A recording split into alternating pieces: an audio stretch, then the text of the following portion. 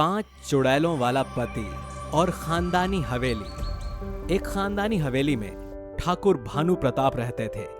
उनकी 5 बेटियां ही बेटियां थीं। ठाकुर साहब बहुत न्यायप्रिय थे, पर उनमें एक ही खराबी थी। वो रात होते ही खूब शराब पीते थे। ठाकुर साहब की पत्नी उन्हें बहुत समझाती थी, पर इसका कोई फायदा नहीं होता। ठाकुर साहब, अब ज्यादा शराब मत पिया करो, एक दिन ये आदत आपकी जान ले लेगी। अरे तुम चिंता मत करो, कुछ भी गलत नहीं होगा। हवेली के अंदर एक ही बगीचा था, जिसमें एक कुआं था। एक रात बगीचे में अपने कर्मचारियों के साथ बैठे ठाकुर शराब पी रहे थे। इतने में 5 बेटियां खेलते खेलते वहां पहुंच गईं। पापा, आप क्या कर रहे हैं? ये आप क्या पी रहे हैं? हमें भी पीना है। ठाकुर ने ये बात सुनकर अपनी 5 बेटियों को वहां से भगा दिया। वहां से जब 5 भागने लगीं, तो भागते हुए वो कुएं में गिर गईं। पर यह बात किसी को पता नहीं चली। अगली सुबह जब ठाकुर जगे, तो वो अपनी बेटियों को ढूंढने लगे। अरे ये आज 5 की 5 बेटियां कहाँ चली गईं? वैसे तो दिन रात इधर उधर घूमती रहती हैं, पर आज कहीं दिखाई नहीं दे रही। फिर ठाकुर साहब पूरी हवेली में अपनी बेटियों की तलाश करते हैं और वो उन्हें ढूंढते ढूंढते उसी कुएं के पास पहुंच जाते हैं। तभी उन्हें कुएं में से बदबू आती है, तो वो कुएं में देखते हैं। हे भगवान, मेरी 5 बच्चियां इस कुएं में कैसे गिर गई? मेरी गलती और शराब की आदत ने मेरी बेटियों की जान ले ली। अब मेरा जीना बेकार है। ठाकुर सदमे में कुछ ही दिनों में मर जाते हैं और उनकी पत्नी भी पति और बेटियों के गम में मर जाती है। एक दिन यमराज उस रास्ते से गुजर रहे थे। अचानक उन्हें प्यास लगी और उन्होंने उसी कुएं का जल पिया, पर उन्हें पानी के प्रतिबिंब में 5 नन्ही आत्माएं दिखीं जो भटक रही थीं। ये आत्माएं यहाँ क्या कर रही हैं? आखिर ये 5 बच्चियां इस कुएं में कैसे आईं? फिर यमराज जी उन 5 बेटियों के बारे में पता करते हैं। तब उन्हें सारी घटना पता चलती है और तभी उन बेटियों में से एक बेटी बोलती है, यमराज जी, हम जीवित रहना चाहते हैं। हम इतनी छोटी उम्र में मरना नहीं चाहते थे। हम भी शादी करना चाहती थी, अपने माता पिता की सेवा करना चाहते थे। क्या आप हमें दोबारा से जीवन दान दे सकते हैं? नहीं बच्चियों, हम आपको दोबारा जीवित नहीं कर सकते, पर आपके इतने कहने पर हम आपको चुड़ैल बनने का वरदान दे सकते हैं। फिर यमराज जी 5 बच्चियों को चुड़ैल बना देते हैं और वो 5 चुड़ैल एक जंगल में रहने लगती हैं। एक दिन एक चुड़ैल बोलती है, बहन, आज मैं मौज मस्ती करने एक घर में गई थी। वहाँ मैंने देखा कि एक शादीशुदा जोड़ा अच्छे से रह रहा था। तो कहना क्या चाहती है? सीधे सीधे बता। मैं चाहती हूँ कि अब हम भी शादी कर लें और अच्छे से रहें। तू पागल हो गई है क्या? हम 5 बहनों ने वादा किया था कि हम जो भी करेंगी 5 एक साथ करेंगी। हमें जो भी मिलेगा 5 मिल बांट कर खाएंगे। तो फिर हमको अपने पति को भी बांटना होगा। तो क्या पागलों जैसी बात कर रही है? भला ऐसे भी हो सकता है क्या कि एक पति की 5 पत्नियां हो जाएं? मैं छोटी हूँ तो इसका मतलब ये नहीं है कि मुझे सही गलत की समझ नहीं है। मैंने बहुत से जोड़ों को देखा है कि एक आदमी की 5-5 पत्नियां थी। तुम लोग झगड़ा मत करो। ये बात हम लोगों को पता होगी कि हमारे पति की 5 पत्नियां होंगी। उस पति को हम बताएंगे नहीं कि हम 5 हैं। ये अच्छा आइडिया है। अगर तुम लोगों को ये बात मंजूर हो तो शादी कर लो, वरना ऐसे ही जियो। अगले दिन दूसरी चुड़ैल और छोटी चुड़ैल एक गांव में जाती है और एक गृहस्थ जीवन को देखती हैं। शादीशुदा लोग बहुत खुश थे। वो ये सारी बात अपनी बाकी चुड़ैल बहनों को बताती हैं और 5 चुड़ैल उस शादीशुदा जोड़े को देखकर कहती हैं, देखो बहन, हमने कल जो फैसला सुनाया था वो हमें सही नहीं लग रहा है। हमें भी शादीशुदा जीवन जीना चाहिए, इसलिए हम 5 अपने पति का बंटवारा कर लेंगे। ये सुनकर बाकी चुड़ैल भी खुश हो जाती हैं और कुछ दिन बाद उस जंगल में एक लड़का घूमने आता है। तब एक चुड़ैल सुंदर सी लड़की बनकर उससे मिलती है। अरे, तुम इतने सुंदर होकर इस जंगल में क्या कर रहे हो? क्या तुम्हें पता नहीं कि ये चुड़ैलों का जंगल है?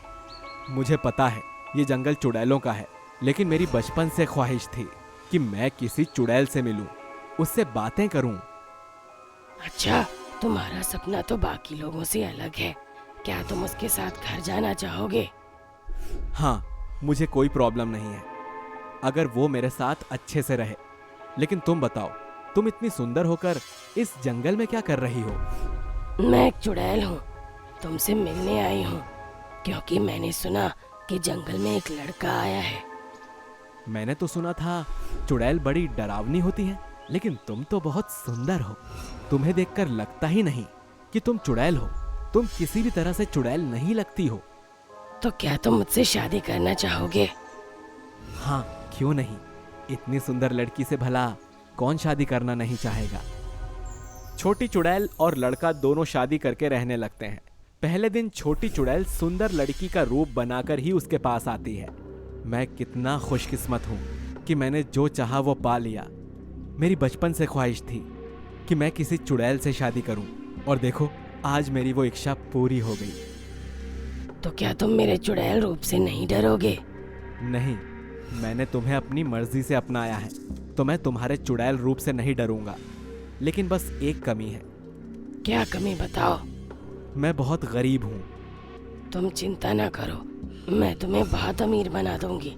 इतना अमीर कि दुनिया तुम्हारी अमीरी को देखकर सोचेगी कि वो तुम्हारे जैसा क्यों नहीं है।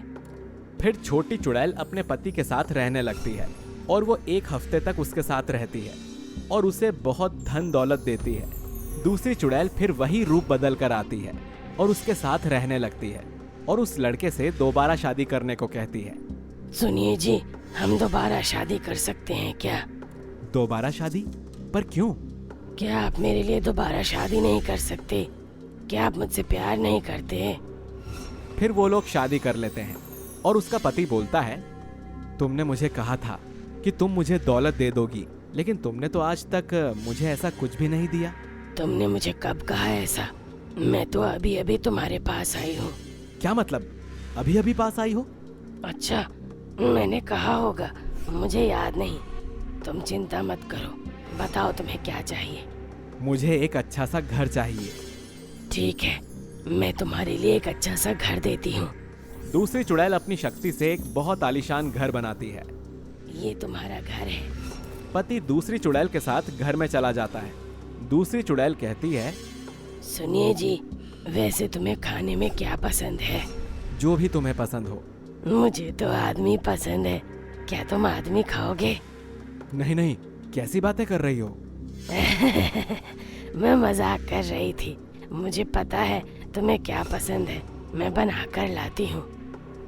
दूसरी चुड़ैल उसके लिए हलवा पूड़ी बनाकर लेकर आती है। दोनों खाते हैं। उसका पति चुड़ैल के पास बैठा रहता है। अरे, ये तुम्हारे पैर में निशान कैसा है? कल तक तो नहीं था। वो ये सुनकर डर जाती है क्योंकि उसका पूरा रूप बदल चुका था, लेकिन अपने पैर के निशान को वो बदल नहीं पाई। अरे, कुछ हो गया होगा, तुम चिंता मत करो, ठीक हो जाएगा। फिर कुछ दिनों बाद तीसरी चुड़ैल अपने पति के पास रहने आती है और वो भी उससे दोबारा शादी करने की जिद करती है। ये तुम्हें हर हफ्ते शादी करने का क्या चस्का चढ़ता है? हमारे चुड़ैल समाज में रिवाज है कि एक चुड़ैल को अपने पति से 5 हफ्ते तक शादी करनी होती है। फिर तीसरी चुड़ैल भी शादी कर लेती है। फिर वो लड़का देखता है कि अब उस चुड़ैल के हाथ पर वैसा ही निशान है जैसा दूसरी चुड़ैल के पैरों में था। आज तुम्हारे हाथ पर निशान? अच्छा, आजकल मुझ पर तो तुम्हारा ध्यान रहता ही नहीं है। देखो मैं कितनी सुंदर लग रही हूँ। फिर दोनों बची हुई चुड़ैलें भी अगले हफ्ते आकर पहले उससे शादी करती हैं और उनका पति भी हर हफ्ते अलग अलग जगह पर वही निशान देखता है। तो पति सोचता है, मुझे लगता है कि ये अलग अलग लड़कियां हैं जो कि मेरे साथ रह रही हैं। फिर वो सबसे बड़ी चुड़ैल जो उस समय उसके घर पर थी, उससे पति कहता है, मैं तुम्हारे लिए कुछ लेकर आया हूं, और पति उसके हाथ में एक लाल रंग का धागा बांध देता है। अगले हफ्ते दूसरी चुड़ैल आती है तो उसके हाथ में कोई धागा नहीं था। फिर वो 1 हफ्ते ऐसा ही करता है। फिर पति कहता है, मैंने तुम लोगों को पहचान लिया है, मुझे यकीन हो गया है कि तुम एक नहीं हो। तो मुझे सच सच बताओ कि ये क्या माजरा है, तुम कैसे बदल जाती हो? तभी 5 चुड़ैल आकर उससे कहती हैं, आप हमारे पति हैं?